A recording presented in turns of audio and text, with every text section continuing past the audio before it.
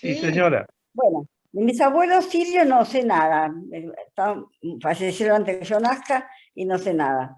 Pero de mi abuelo italiano sí, que vino de Brienza, provincia de Potenza, en el sur de Italia, y que estuvo en la Fundación de La Plata, que es un orgullo para mí eso, Ah, y decía, vamos a La Plata, nueva capital, se trabaja mucho con muy poco jornal. Es un cocoliche, cuando hablaba cocoliche, yo lo entendía, pues bueno, pero, así que, bueno, después se vino a Buenos Aires, y yo nací en Buenos Aires, pero en su casa decía Manaya Marconi, porque él tenía inquilinos y la luz la pagaba él. Entonces, como usaban la radio, la radio la había inventado Marconi, decía Manaya Marconi, Manacho Marconi. y a gastar mucha luz. Manacho Marconi.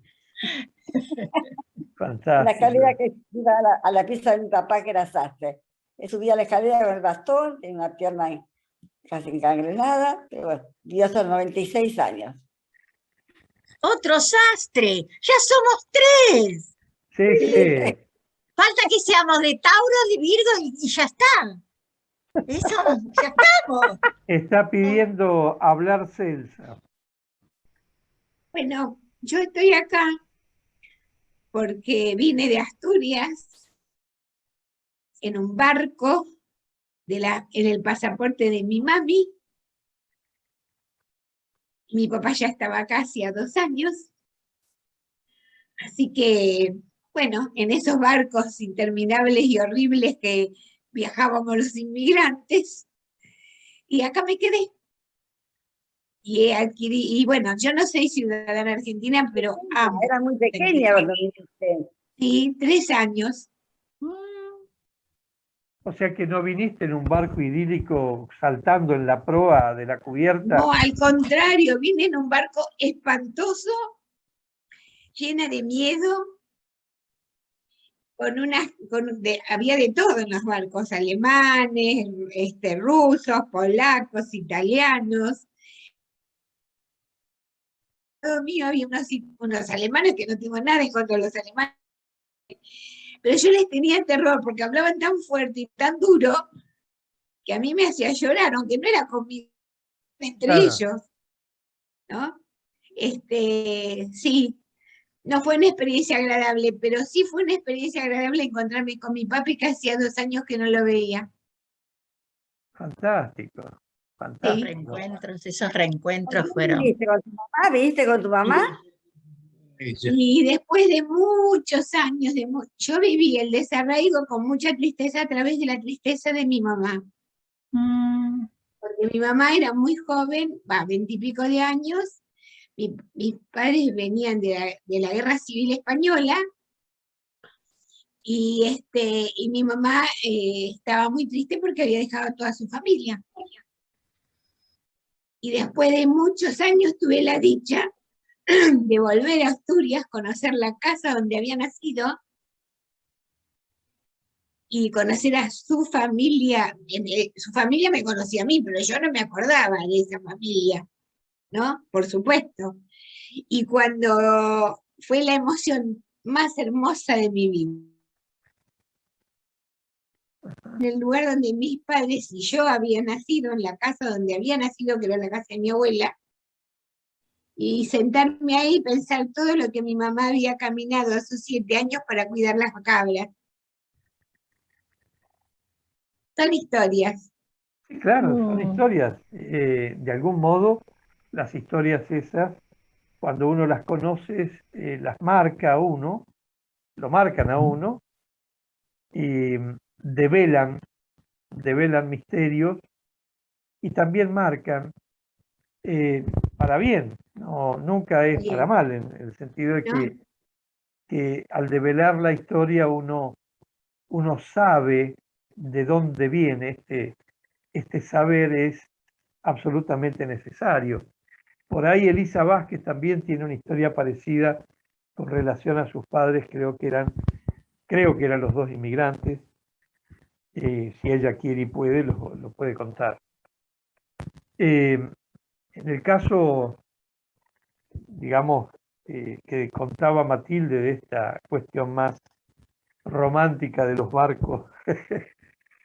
Ah, En realidad, la realidad es que venían muchos barcos de muchos inmigrantes en distintas etapas, desde 1880 en adelante, y después nos tocó a nosotros, a partir de la dictadura de Videla, hacer la diáspora, ¿no? Migrar hacia el otro lado. Claro, Mm. sí. Eso, digamos, aparentemente la vida humana es así, ¿no? En la zona donde es imposible la vida. Sí, Mónica, decías. No, yo me reía porque mi bisabuelo materno también era sastre. Las grandes sastrerías argentinas, atendidas por italianos, españoles. A mí, ahora que Celsa habló de su historia hispánica, me hizo acordar que yo no les aclaré que mi hispánico apellido, Guerrero, no tiene nada de hispánico, es sumamente italiano. El original italiano era Guerrera. claro, te cambiaban cuando te escribían. Cuando no sé qué, dónde, en qué puerto de los que fueron recorriendo, entrando y saliendo, hasta llegar acá, decidieron que Guerrera no era muy adecuado, porque era femenino, No era muy elegante. era muy fuerte Guerrera. Entonces dijeron, bueno, Guerrero, quien dice Guerrera puede decir Guerrero. Y así desapareció lo itálico en mi apellido, que es un español en mi familia. Y cuando esos abuelos viajaron de Aieta, yo supongo que se embarcaron en Génova, en ese grupo venía Alfredo Guerrero, que era el más chico, tenía 11 años. Cuando llegaron a Génova para embarcarse, dijeron que pobre, no iba a resistir el viaje, porque obviamente lo que vos decís es cierto, eran viajes muy duros. Entonces lo dejaron en un orfanato, a resguardo de quien fuera, porque tenía 11 años y era muy debilucho. Pero que el debilucho, cuando se dio cuenta que su familia se había ido y que lo orfanato a cargo de nadie, se escapó. Se escapó y dicen, yo no lo sé muy segura, dicen que se subió a un barco y se escondió como polizonte. Tenía ya 12 años, 12 años. Y un matrimonio italiano que se dio cuenta que el chico estaba solo, nadie que lo apañara ni acompañado por nadie, lo protegieron hasta llegar a Argentina. No a Argentina, sino que no sé por qué se bajaban en Lisboa. No tengo la menor idea. Pero bueno, ese tío abuelo mío, que era el de Vilucho, que había quedado a reparo en un orfanato, se bajó y llegó a Corrientes y averiguando, porque no había ningún dato cierto, encontró a su familia parte en Goya y el resto en Resistencia. Y cruzó a Resistencia y ahí se encontró con el resto de la familia. Ese Alfredo Guerrero, emprendedor, el debilucho de 11 años, fue el sastre que hacía la ropa para toda la Resistencia y que con ese oficio de sastre crió 5 hijos, todos profesionales, todos médicos, abogados, ingenieros, que vinieron a Buenos Aires a estudiar porque en esa época, ¿para qué querían universidades si los pobres nunca llegan? Las universidades estaban acá en Buenos Aires.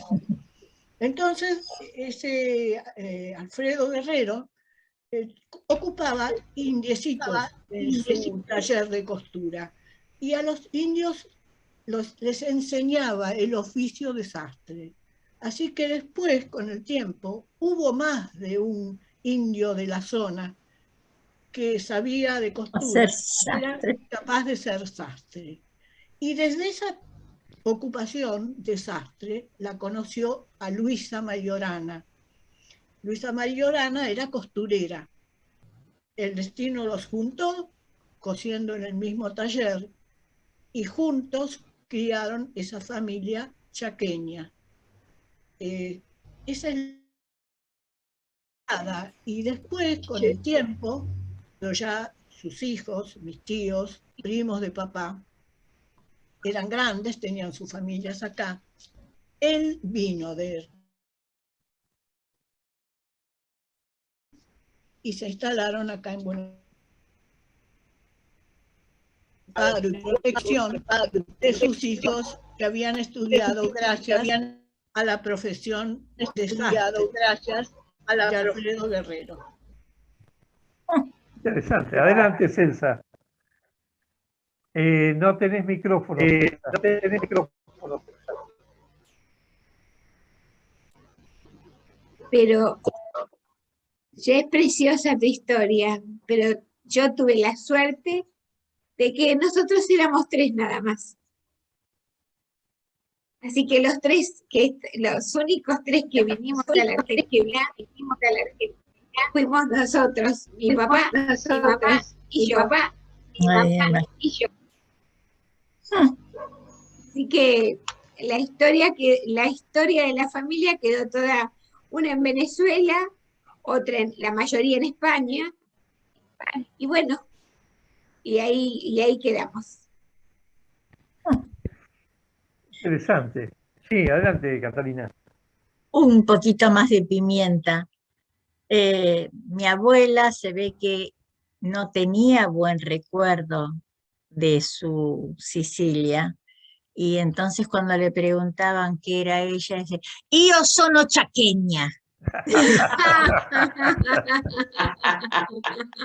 Yo soy chaqueño. Tu abuela también estaba en el Chaco. India chaqueña. Sí, india chaqueña. Ella, no, siempre estuvo acá en Buenos Aires, pero se ve que hablando con la gente, bueno, a ella se le ocurrió y decía, yo soy chaqueño, porque era morocha. Ah, sí. Vos cantabas algo muy lindo el otro día en italiano. ¿Qué era lo que cantabas o contabas, Cata? Que me pareció lindísimo. Pedacito que... Compartilo, Cata, dale. Un poquitito. Es todo un cuento, pero bueno, un pedacito que mi abuelo decía, una volta andando spasso, me he encontrato una formicola, teneva un par de... me lo recaló. E per casa me mandò. Un'altra volta andando spasso, mi ho incontrato una formicola, teneva uno capello e me lo recalò. E così mi scarpettò, mi incapeló e per casa me mandó. Y así continúa vistiendo. Qué bueno, qué bueno. Muy lindo. Fantástico. ¿Vos ibas a decir algo, Elisa Vázquez? ¿O me pareció? Me parece que no te escucho. Está silenciada. Sí. La condenaron al silencio. Sí. Estás muteada, silenciada. Activa el micrófono.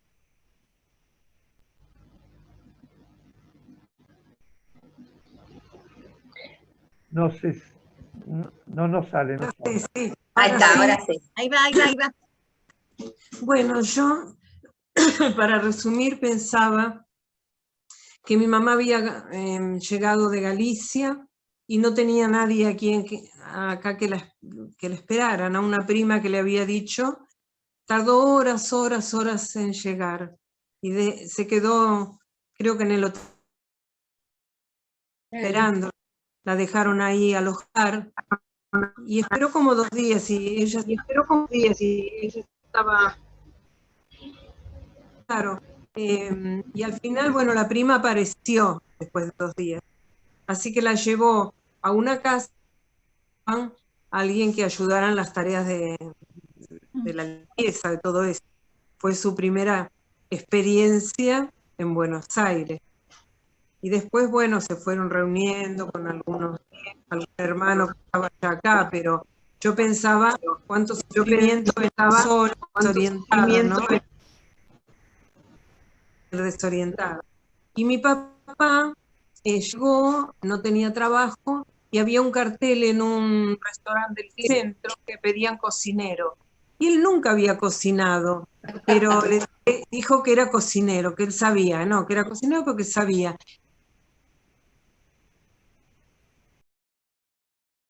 Cocinó y aprendió a cocinar, y fue siempre un gran cocinero en casa.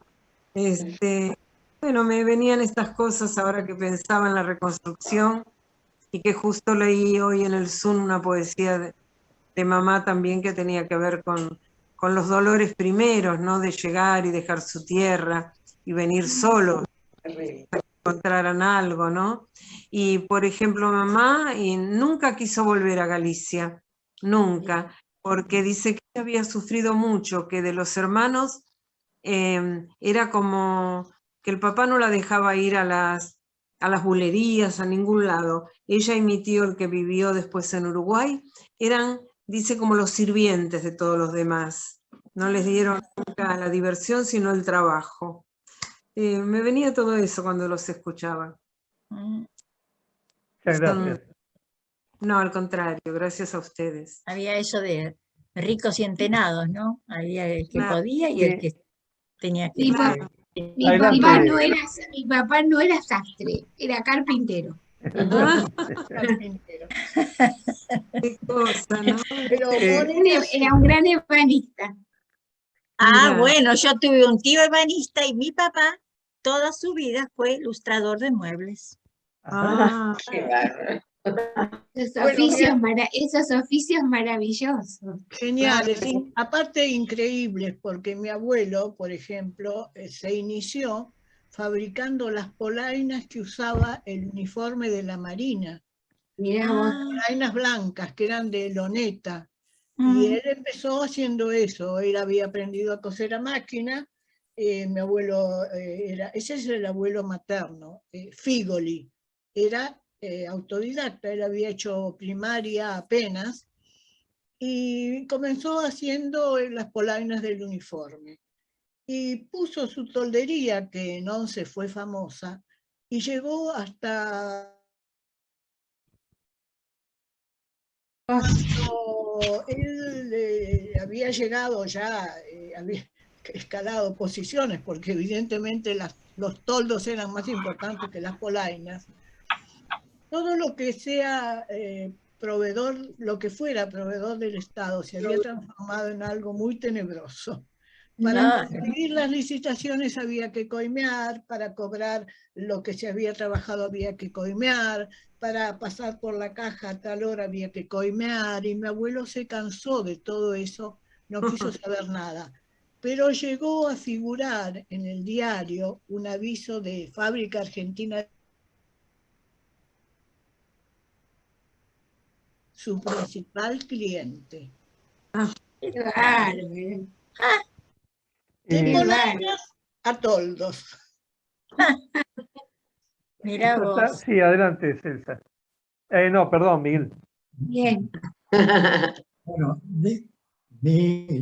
Tu gato. estuvimos escuchando que un gatito, sí, mi amigo, que la gran mayoría de los padres o abuelos de ustedes han sido sastres. Y con toda seguridad alguno de ellos habrá hecho algún traje con las telas que confeccionaba y diseñaba mi papá. Ajá. Estamos todos en familia. Mi papá era dibujante textil y diseñaba casimires, franelas y demás. Trabajaba bastante en una empresa importante y a su vez tenía su propia industria para confeccionar las telas. Y bueno, alguna Todo vinculación está con alguno de ustedes. entramado, todo está entramado. Así Es es. interesante lo que dice Miguel, porque cuando yo llegué a Buenos Aires fui a vivir a una casa cuyo dueño, alquilaba yo, claro, tenía la misma profesión que tu papá, ¿no? Y él trabajaba, o trabajó durante su vida, en una fábrica que estaba en Parque Patricios, una fábrica grande, no me acuerdo yo en este momento, que había cerrado después de un tiempo. Mirá lo que son las cosas, ¿no? Cómo se van haciendo contacto, que es lo que decía hace un rato cuando leía yo al teórico Foucault, cuando decía que lo que se crean son estos contactos, estas tangentes de las Claro. historias, ¿no? Es Interesante. así. Nos van quedando 9 minutos de este último tramo. Ya se pasó todo el tiempo. Y quería decirles dos cosas. La primera es que la foto que tengo detrás es una foto de Virginia Turano, que es la señora que está ahí de naranja y negro, naranja y blanco, ella la que saluda. Ella es la que suele aportar las fotos de los relatos al filo de la noche. Y la otra cosa que me quedó dando vueltas, que nosotros todos tenemos edad, una edad interesante como para pensar en esto, en algo que salió publicado, creo que lo publicó Virginia, de un abuelo regando una plantita y el nieto que le dice, no lo vas a ver y era para que lo veas vos. El tema es, creo yo, hoy al menos me queda picando, esta idea que los recuerdos o los recuerdos no son tales, sino son, cuando uno los habla, develan otro misterio que tienen encerrado. Y es una fuente de aprendizaje de uno. No es una fotografía que queda fija para siempre, sino que uno la va reinterpretando en la medida en que va viviendo, ¿no? Y me parece que esto es lo que ha sucedido hoy con los sastres, las telas y todo lo alrededor, incluso lo gastronómico que es propio de cada región. La misma comida toma otros nombres.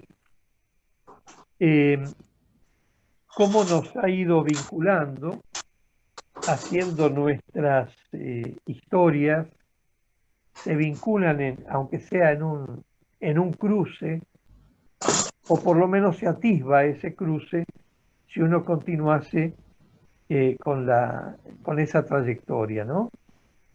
Y me parece a mí que los bueyes perdidos, cuando uno empieza a hablar, habla de bueyes perdidos, creo que uno empieza a reconstruir parte de esa genealogía popular de la cual nosotros no estamos dando cuenta y que hoy se cumple, ¿no?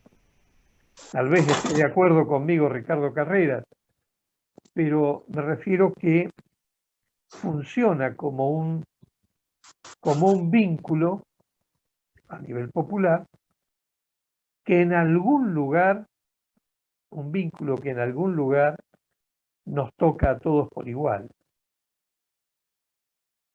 Nos quedan unos minutos, como 6, como para ir diciendo lo último que quieran decir. 2 participantes levantaron la mano, Miguel y quién más. ¿Y quién más? Ah, es Carlos. Adelante, Miguel. Quiero decir que esta charla de hoy me ha conmovido muchísimo, muchísimo, muchísimo, porque me ha reflotado un montón de situaciones y de cosas que he vivido en la vida, pero me trajo una muy, muy, muy importante que llevo en el corazón desde que tenía aproximadamente 15 años. Y es una historia que yo la llamaría: mi madre en el rosal de mi madre.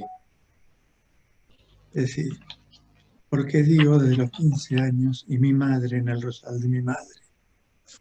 Porque hoy tengo vivo en mi jardín ese rosal que mi madre con mucho esmero plantó a los 15 años, Qué fantástico. cuando yo tenía 15 años. Qué fantástico. Mi madre falleció, mi padre volvió a casarse, la segunda esposa que vivió más junto a mi padre que mi madre, las dos en torno a los 25 años cada una, lo siguió cuidando. Cuando se mudaron, me lo traje yo a casa y sigue dando flores. Por lo menos siguió dando flores hasta el mes de octubre, no, perdón, hasta el mes de mayo, donde dio una última rosa, en la cual yo vi a mi madre, un pimpollo, que se partió justo el día que falleció mi hermana. Se partió y quedó colgando sobre el rosal. Es lo único que ha quedado hasta ahora, pero esa quebradura que tuvo la rama se enderezó. El pimpollo sigue prendido al árbol, al rosal, muy aferrado, se está achicharrando, pero sigue agarrado a mi El madre. árbol familiar. El árbol familiar. Exactamente. Hermoso. Ricardo, antes que se nos acabe el tiempo. Todo eso me dio. Gracias, Miguel. Les agradezco Gracias, haberme Miguel. Muchas gracias. Qué bella historia. Una cosa muy breve, y me conmocionó mucho lo de Miguel, y muy impactante. No, estaba pensando una cosa que nos une a todos, ¿no? Todos los que estamos acá, esta urdimbre que se trabajó todas las dos reuniones, esa trama que se formó, ese tejido que armamos entre todos, que son nuestras historias de vida y que son las historias comunitarias, son las historias sociales. Y me encantó por el tema de las lonas, las telas, las confecciones y los sastres. Me parece fantástico porque de últimas todos los que somos narradores también trabajamos con tejidos y con texturas, porque de ahí también viene el origen de la palabra texto. Así que muchísimas gracias a cada uno, a cada una. Fue un encuentro hermosísimo. Gracias, Alberto. Gracias a ustedes por estar. Todos gracias. Gracias. Gracias a ustedes. Y no se olviden de la pastaflora. La vamos a intimar a Matilde. Hagan una lista que yo no sé cuándo, pero lo vamos a hacer. Nos vamos a juntar a comer pastafrola. Pero posible a principios de mes cuando cobro la jubilación. Para Miguel. Para Miguel. Pequeño espacio.